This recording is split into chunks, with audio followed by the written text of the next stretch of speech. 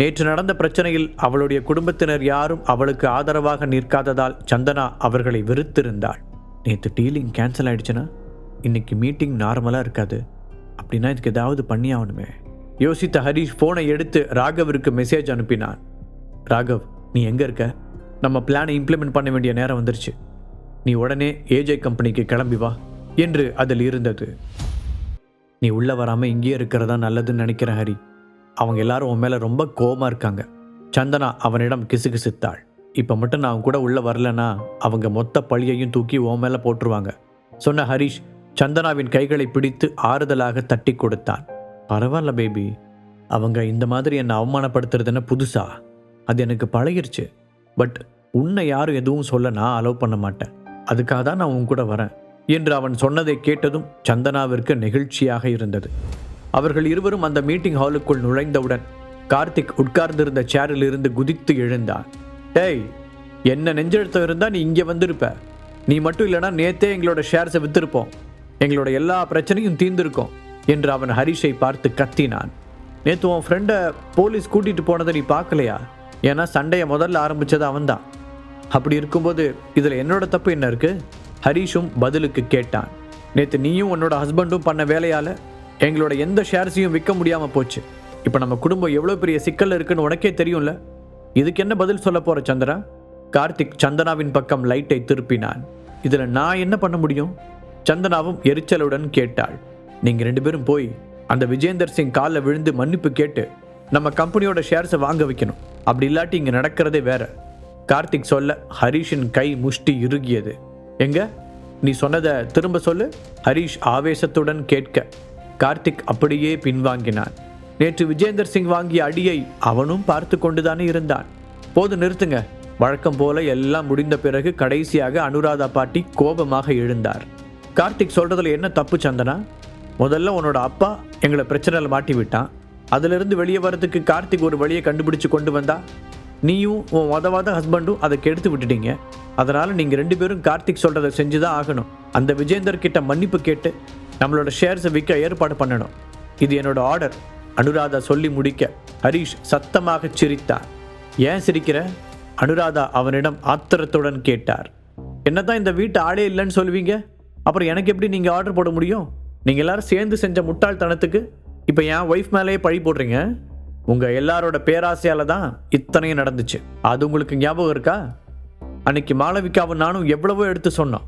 நீங்கள் யாராச்சும் அதை காது கொடுத்து கேட்டிங்களா? கஷ்டப்படாமல் ஈஸியாக வர பணத்து மேலே அவ்வளோ பேராசை இல்லை? அப்படின்னா அதுக்கான தண்டனையும் அனுபவிச்சு தான் ஆகணும் என்று ஹரீஷ் கேட்ட ஒவ்வொரு வார்த்தையும் அவர்களை சாட்டையால் அடித்தது போல இருந்தது. இருந்தாலும் அதை ஒத்துக்கொள்ளதான் யாரும் தயாராக இல்லை. பாட்டி, நான் ஒன்று சொல்லட்டுமா? உண்மையிலேயே ஒரு குடும்பத்தோட தலைவராக இருக்கிறதுக்கு தேவையான அடிப்படை தகுதியே உங்ககிட்ட இல்லை. எப்பவும் உங்கள் தராசோட பக்கம் ஒன் சைடாக தான் இறங்கியிருக்கு. ஹரீஷ் நேருக்கு நேராக சொல்ல அனுராதா கோபத்தில் கொந்தளித்தார். முதல்ல இங்கிருந்து வெளியே போடா. யாராவது இவனை தூக்கி வெளியே போடுங்க, இப்பவே, இந்த நிமிஷமே, ஆக்ரோஷத்துடன் கத்தினார் அவர். அதையும் ட்ரை பண்ணி தான் பாருங்களேன். ஹரீஷ் கொஞ்சம் கூட பயம் இல்லாமல் அமைதியாக சொன்னான். நேற்று நடந்த அந்த சண்டையை பார்த்த யாருக்குத்தான் அவர் மீது கை வைக்க துணிச்சல் வரும்? நிலைமை கண்ட்ரோலை மீறி போவதை பார்த்த சந்தனா ஹரீஷின் கையை பிடித்து இழுத்தாள். போதும் ஹரி, இதுக்கு மேலே வேற எதுவும் சொல்லாத. பாட்டி ஏற்கனவே ரொம்ப கோபமாக இருக்காங்க என்று மெதுவான குரலில் சொன்னாள். நீ ஒன்றும் கவலைப்படாத சந்தனா, இவங்க எல்லாருமே உன்கிட்ட வந்து நிற்கிற நாள் வரும். அவளுடைய தோளில் கை போட்ட ஹரீஷ் அங்கிருந்தவர்களை பார்த்து கொண்டே சவால் விடுவது போல சொன்னான். அதை கேட்ட ஃபேமிலி மெம்பர்ஸ், என்ன அர்த்தத்தில் இதை சொல்கிறான் இவன்? நாம போய் சந்தனா கிட்ட கெஞ்சிக்கிட்டு நிற்போமா? இது நம்புற மாதிரியா இருக்கு என்று தங்களுக்குள் பேசத் தொடங்கினர்.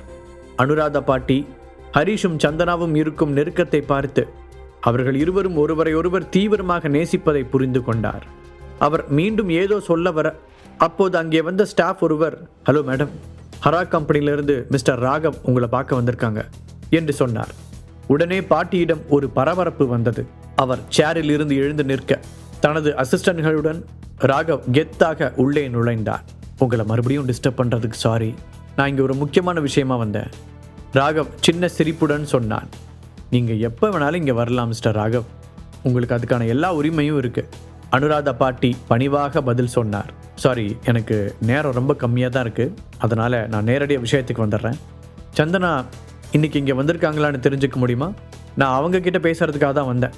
முகத்தில் இருந்த சிரிப்பு மாறாமல் ராகவ் சொன்னான். அவன் சொன்னதை கேட்டு அங்கிருந்த ஃபேமிலி மெம்பர்ஸ் முகத்தில் ஈ ஆடவில்லை. இவரதுக்கு சம்பந்தமே இல்லாமல் சந்தனாவை தேடுறாரு. அவர்களுக்குள் கேள்வி எழுந்தது. அவர்கள் யாரும் பதில் சொல்வதற்கு முன்பாகவே ராகவ் சந்தனாவை பார்த்து விட்டான். சேரில் இருந்து எழுந்து அவள் அருகில் சென்றவன், ஆய் சந்தனா, நான் ராகவ். ஃபைனலாக உங்களை சந்தித்ததில் நான் ரொம்ப சந்தோஷப்படுறேன் சிஸ்டர் என்று கை நீட்டினான். திகைப்புடன் அவனை பார்த்த சந்தனாவும் மரியாதை நிமித்தமாக அவருடன் கை குலுக்கினாள். அவங்க சொன்னதெல்லாம் சரிதான், உண்மையிலே நீங்கள் ரொம்ப அழகாக தான் இருக்கீங்க சிஸ்டர் என்றான் ராகவ். அங்கே என்ன நடக்கிறது என்பது யாருக்கும் எதுவும் புரியவில்லை. இந்த ராகவ் ஏன் சந்தனா கிட்ட இவ்வளோ ஃப்ரெண்ட்லியாக நடந்துக்கிறாரு? அவர்கள் குழப்பத்துடன் ஒருவர் முகத்தை ஒருவர் பார்த்து கொண்டனர். ஆனால் இதெல்லாம் வெறும் ட்ரெய்லர் தான், இனிமேல் தான் மெயின் பிக்சரே இருக்கிறது என்பது போல ராகவ் சொன்ன அடுத்த விஷயம் அங்கிருந்தவர்களின் தலையில் பெரிய இடியை தூக்கி போட்டது. எனக்கு கொஞ்சம் அர்ஜென்ட்டான பிஸ்னஸ் ஒர்க்ஸ் இருக்கிறதுனால நான் உடனே சென்னையிலிருந்து கிளம்ப வேண்டியிருக்கு. அதனால் ஏஜி கம்பெனியோட ஷேர்ஸை உங்கள் பேரில் மாற்றலான்னு முடிவு பண்ணியிருக்கேன் சந்தனா. இனிமேல் அந்த கம்பெனியோட 60% ஷேர் உங்கள் பேரில் மட்டும்தான் இருக்கும். நீங்கள் அதை நல்லபடியாக நடத்தி என் நம்பிக்கையை காப்பாற்றி கொடுக்கணும் என்ற ராகவ் தன்னுடைய அசிஸ்டன்ட்களை திரும்பி பார்த்தான். அவர்கள் ரெடியாக வைத்திருந்த டாக்குமெண்ட்ஸையும் பேனாவையும் சந்தனாவிடம் நீட்டினர். இப்போது சலசலவென்று பேசிக்கொண்டே இருக்கும் ஃபேமிலி மெம்பர்ஸ் என்ன பேசுவதென்று தெரியாமல் வாயடைத்து போய் நின்றிருந்தனர். அங்கு நடப்பதையெல்லாம் பார்த்து ஒரு கணம் திகைத்த அனுராதா பாட்டி அடுத்த நொடி சந்தோஷப்பட்டார். அவர்களின் கம்பெனி ஷேர்ஸ் சந்தனாவின் பெயருக்கு மாற்றப்படும் பொழுது அதை அவர்களால் ஈஸியாக திரும்பி வாங்க முடியும் என்பதை நினைத்து அவரின் முகம் பிரகாசித்தது. இந்த ராகவ் ஏன் இப்படி ஒரு முட்டாள்தனமான முடிவெடுத்தான்?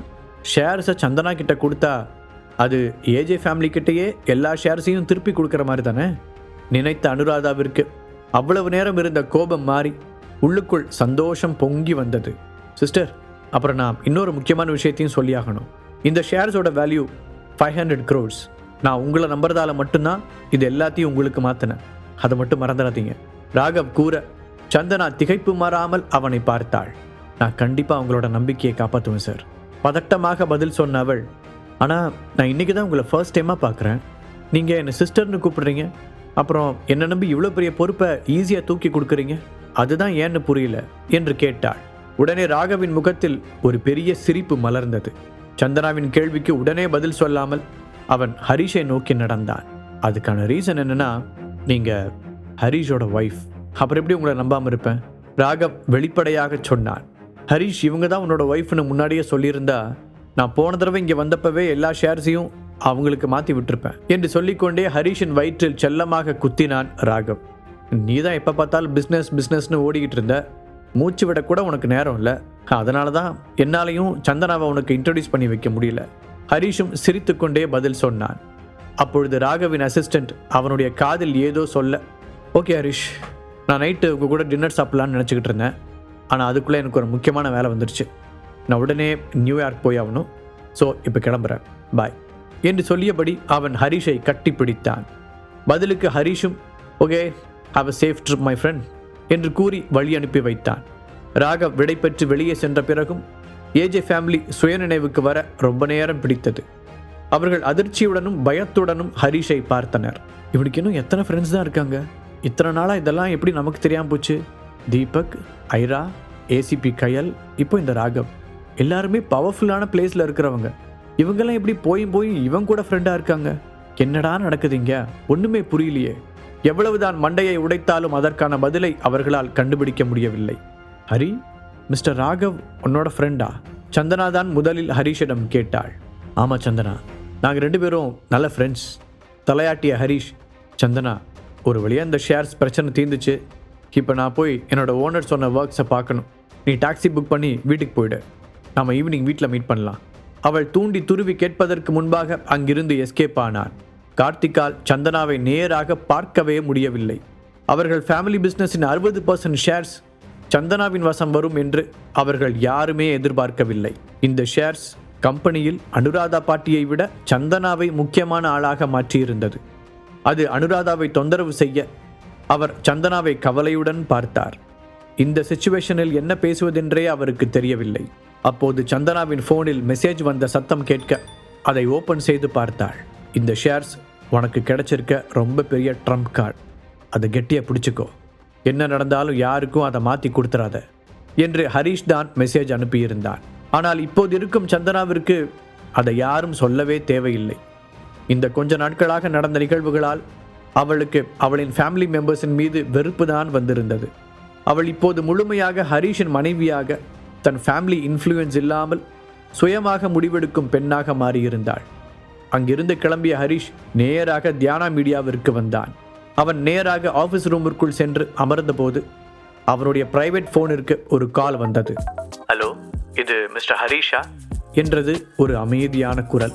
ஆமாம், நான் ஹரிஷ் தான் பேசுகிறேன். நீங்கள் யாருன்னு தெரிஞ்சுக்கலாமா? ஹரிஷ் குழப்பத்துடன் கேட்டான். ஏனென்றால் அவனுடைய இந்த பிரைவேட் நம்பர் ரொம்ப குறைவான நபர்களுக்குத்தான் தெரியும். ஹலோ ஹரிஷ், என்னோட பேர் கௌதம். ஆண்டனி தான் உங்களோட நம்பர் கொடுத்தான் என்று அந்த நபர் சொன்னான். ஆண்டனி என்ற பெயர் சொன்னவுடனே அந்த புதியவனுக்கு என்ன வேண்டும் என்பது ஹரிஷுக்கு புரிந்துவிட்டது. என்னோட ஹெர்பல் டேப்லெட் உங்களுக்கு வேணுமா என்று ஹரிஷ் நேரடியாக விஷயத்துக்கு வந்தான். ஆமாம் ஹரிஷ், உங்களோட டேப்லெட் ஒரு மிராக்கிள் மாதிரி இருந்ததா ஆண்டனி சொன்னான். அதனால நீங்க ரேட்டை மட்டும் சொல்லுங்க, நான் கண்டிப்பா பேரெல்லாம் பேச மாட்டேன், கௌதம் வெளிப்படையாக கூறினான். என்னது, நீங்க என்கிட்ட பேரம் பேச போறது இல்லையா? ஆச்சரியத்துடன் கேட்ட ஹரிஷ், நிஜமாவே இந்த தடவை நம்ம கிட்ட ஒரு திமிங்கலம் தான் வந்து மாட்டியிருக்கும் போலையே என்று மனதிற்குள் நினைத்து கொண்டான். இப்போது ஹரிஷின் முகத்தில் ஒரு சிரிப்பு வந்து அமர, மிஸ்டர் கௌதம், நீங்கள் இந்த விஷயத்தில் உண்மையாகவே ரொம்ப சீரியஸாக இருந்தால் நாளைக்கு இதே நேரத்துக்கு எனக்கு கால் பண்ணுங்கள். அப்புறம் ஆண்டனி 5 lakhs கொடுத்து அந்த டேப்லெட்டை வாங்கிட்டாரு. உங்களுக்கும் அந்த ரேட் ஓகேவா இருக்குமா? ஹரிஷ் சந்தேகத்துடன் கேட்டான். 5 lakhs பிரச்சனை இல்லை, எனக்கு ஓகே தான். ஒரு செகண்ட் கூட யோசிக்காமல் கௌதம் சந்தோஷத்துடன் ஒத்துக்கொண்டான். ஃபோனை கட் பண்ணிய பிறகு ஹரிஷுக்கு தான் வருத்தமாக இருந்தது. 5 lakhsக்கு அந்த கௌதம் உடனே ஓகே சொல்லிட்டான். அப்படின்னா நெக்ஸ்ட் டைம் நாம் இன்னும் கொஞ்சம் அதிகமாக ஃபிக்ஸ் பண்ணணும் என்று முடிவெடுத்தான். அப்போது கதவை தட்டிவிட்டு உள்ளே வந்த நிக்கிதா, பாஸ், உங்களை பார்க்கறதுக்கு கெஸ்ட் வந்திருக்காங்க என்று கூறினாள். என்ன பார்க்கறதுக்கு கெஸ்டா? சரி, அவங்கள உள்ள அனுப்புங்க.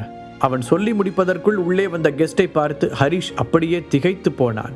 சேரில் இருந்து துள்ளி எழுந்து அவர்களை நோக்கி ஓடிய ஹரிஷ், நீங்களா என்று ஆச்சரியத்துடன் கேட்ட ஹரிஷ் அவர்களை பார்த்ததில் ரொம்ப உற்சாகமாக இருந்தான்.